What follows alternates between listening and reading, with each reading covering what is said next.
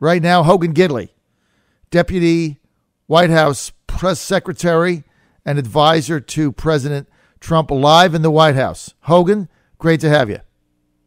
Great to be with you. Thanks so much for the time this morning. Are callers almost unanimous in blasting the compromise bill, not because of the $1.4 billion for wall funding, Hogan, but a lot of us very skeptical of some of the provisions baked into this bill that provide illegal immigrants with further protections in coming into the United States, acting like a magnet. I don't want to go through them all. You know what they are. Help us understand why this is a positive step forward. Well, a couple of reasons. First of all, one of the things you mentioned, Nancy Pelosi was very adamant she would not spend a single dollar on the wall. And while it's not the 5.7 we did discuss, we're at 1.37, and that's 55 miles of new wall. And that's 3 times the amount of wall we would have had a continuing resolution been passed, and that's 2 times as much wall as the last budget allowed for. So that's a big victory for us there. Second is, as you guys, I'm sure, well documented on your radio program, Democrats were calling for a reduction of ICE beds. That would have done one of 2 things. Had that passed and been put in here, one, it would have prevented ICE agents from arresting people they knew in American communities that had a criminal record and were convicted of multiple crimes, number one.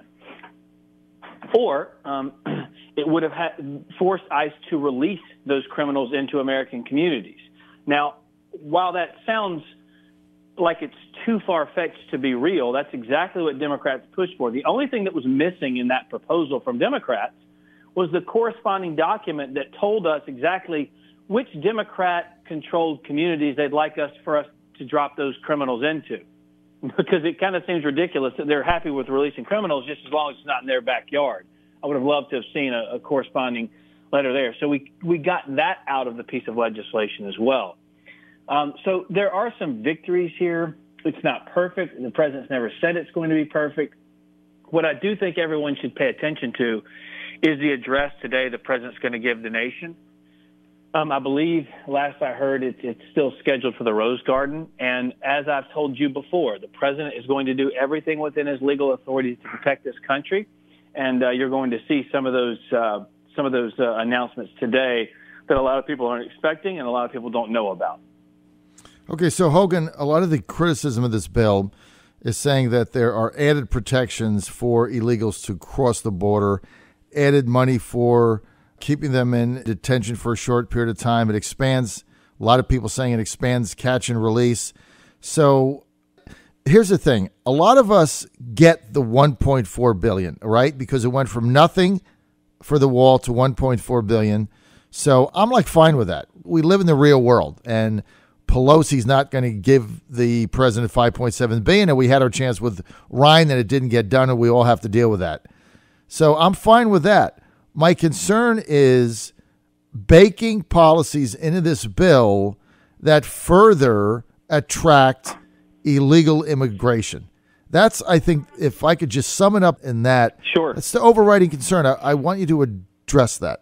Sure. Well, a couple things. One is you're right to be concerned because that's what Democrats want. They want open borders. Right. They want amnesty. They want all of those things. There are a couple things to note. One is this piece of legislation really only lasts until September. We'll be doing this all over again as we begin budget talks in September. I think that's important to note, too. But this is the broader issue that the president's been talking about since he got to office. You'll remember 2 Octobers ago, he put forth a 70-plus point plan about fixing immigration. It wasn't just a wall. It had to do with HB1, HB2 visas, had to do with ending chain migration, right. The visa lottery, those types of things. Right. And I think once we get this wall piece off the table and we continue building wall and we start showing people how that works and how it's effective, our argument's going to be stronger. The American people are going to understand now that crossings can hopefully go down, but also they're going to get drilled down on just a couple of key points that in order to protect this nation and in order to promote legal immigration and, quite frankly, immigration of people, of migrants who can benefit this country as opposed to being a drain on this country, which is what the president wants, I think that the tide turns as we begin to focus and drill down more on I would call it the meat of the immigration policy as a whole, which, as you know and your listeners know, have largely been a failure for the last 40 years. So are you saying that the provisions that are in this bill that allow for additional funding, additional money, and additional protections for people coming into the country illegally, that, when I look at it, I interpret that as encouraging illegals to come in because of the added money and protections for them, bus tickets and things of that nature. Are you saying that at the end of the 9 months, these are not permanent? These can go away? As I understand it, yeah. I mean, look, everything in this is not set in stone forever. I mean, they're all things that we can change and tinker with, and I think this is part of the issue. So many Democrats have painted this as some type of humanitarian issue when we're trying to explain it's a humanitarian crisis. These people are coming to the border using, human traffickers, child smugglers, all these types of folks. And instead, Democrats, as you articulately put it, are trying to put in provisions to bring magnets or to develop magnets so people come to this country illegally, that it allows them some type of ability to stay here. Our point is, let's get the conversation started on the wall, which we've now done and we'll fix, and then you'll see some more newsy items come out of this press conference today. Obviously, I can't get ahead of the president here, but I think your listeners are going to be very happy with what he's able to lay out and also show he's going to do. So, he kind of is doing something actually to protect the American people.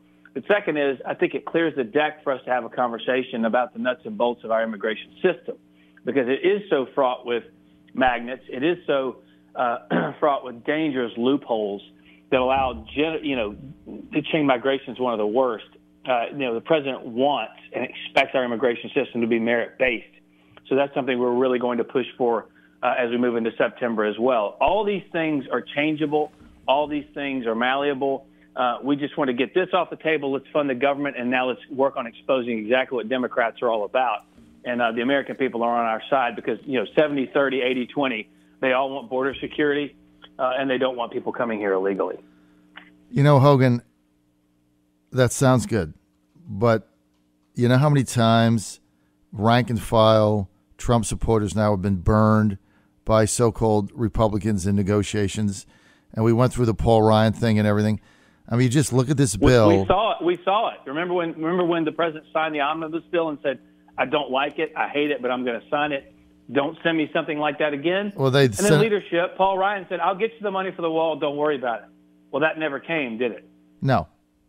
Right. So we're all well aware of the empty promises that leadership those Republicans have made to us in the past, and we're not going to fall for it ever again. So why not veto the bill? Because a lot of people don't like what's in it. Just do a CR and then declare a national emergency. Why give all these protections to illegals that was not even part of the original debate? I mean, this is what's bothering people, right?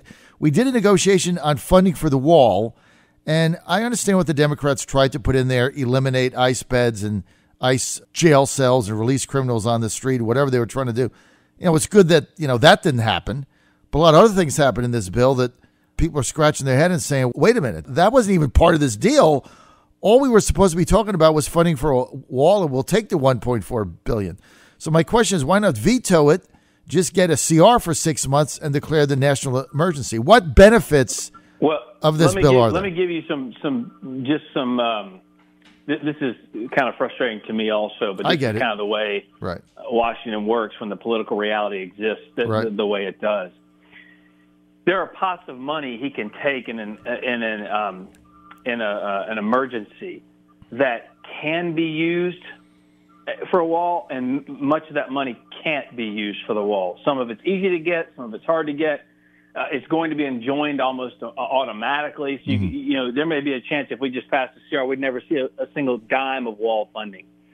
Second, and probably the most impactful here, if you talk to the people at DHS, Secretary Nielsen and others, a CR really hurts them because it doesn't give them the funding streams necessary to combat illegal immigration on the border We don't have it now. A CR would not do anything to help the people, the men and women on the border, but also protect the American communities on the other side, because it just didn't adequately fund what they needed. So while all the other Democrat pet projects and domestic spending and all the agencies and things that they want funded would have been funded with the CR, DHS, the Department of Homeland Security, would not have been funded at the levels it needs. And that was one of Secretary Nielsen's main sticking points here, is that she also advised us that, look, she needs a funding stream that's adequate, that she can use and that we can repurpose if needed.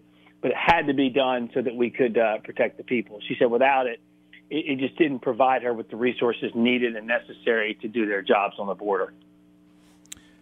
Do you think the president really... And by the way, look, no one's under the illusion this is perfect. No one's under the illusion that we didn't get everything we wanted here. Everyone understands, eyes wide open, about what's happening. But that's why I think that it would behoove your listeners to pay attention to that address from the Rose Garden this morning.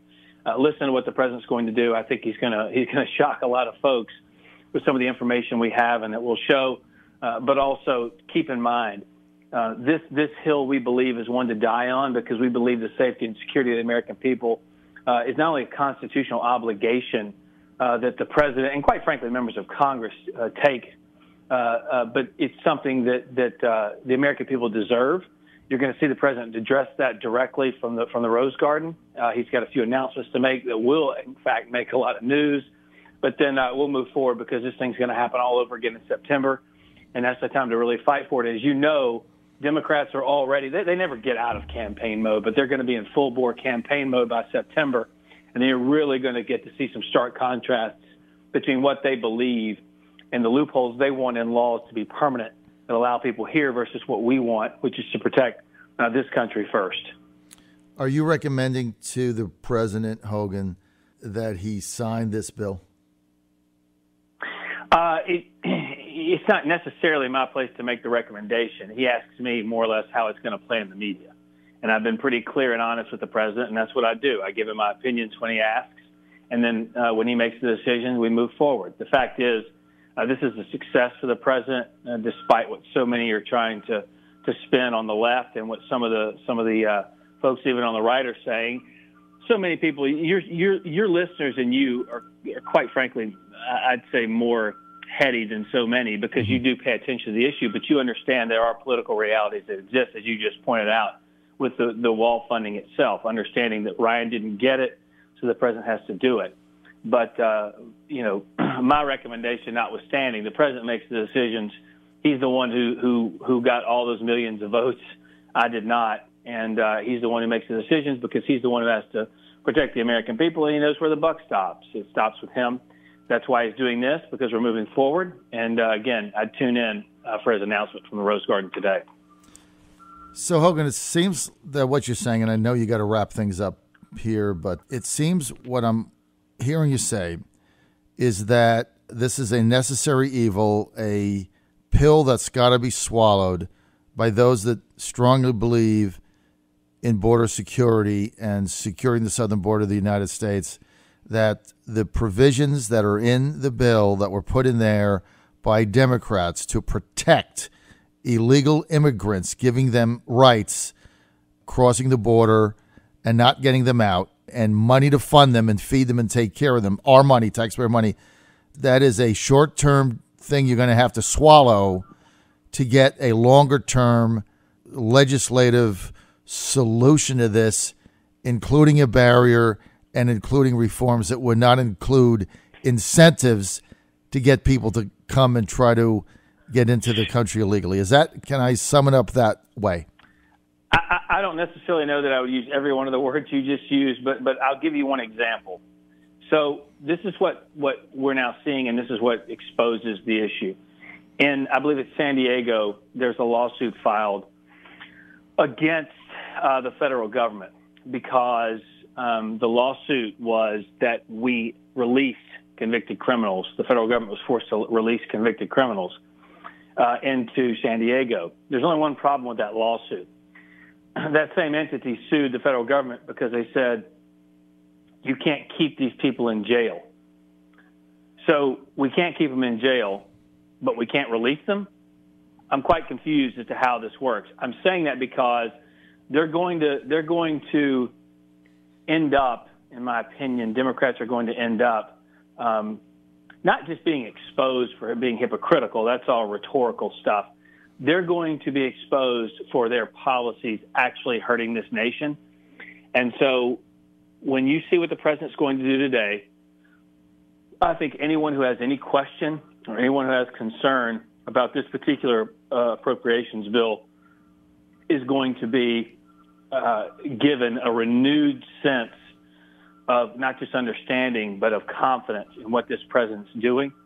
And I can't get too far ahead of it, and I don't want to oversell it. I'm just saying today is going to be a big day for the American people, for the president, and for this country, because he's going to do exactly what he said he would do. All right, Hogan, I'm going to take it at face value. We'll wait for that now, and I'm glad he's declaring a national emergency. Is there any chance we're going to be able to move forward with this, you think, without a stay from one of the San Francisco judges? What do you think? No. I think they're going to move to enjoin it immediately because, they don't understand either the constitutional duties outlined by this president. I mean, remember,